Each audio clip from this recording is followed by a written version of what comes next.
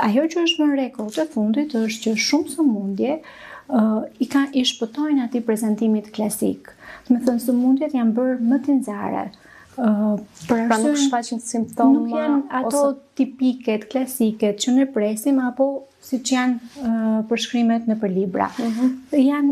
Kanë filluar, do të thënë, që me shenja më atipike, më pak klasike. Por sigurisht, shqetësimi kryesor që i sjell pacientët për të kërkuar vëmendjen mjekësore është dhimbja. Analizimi i dhimbjes, karakteristikat e saj, mënyra se si shfaqet, me çfarë lidhet, na ndihmon sigurisht për të kanalizuar drejt diagnozës së duhur. Dhimbja është një këmbën alarmi që diçka në organizëm nuk funksionon siç duhet. Por nga ana tjetër, dhimbja është një eksperiencë subjektive. Do të thënë, pavarësisht se mbart një, është e vështirë dhe e vuan pacienti, ne nuk arrim dot ta masim, ta shohim, ta prekim.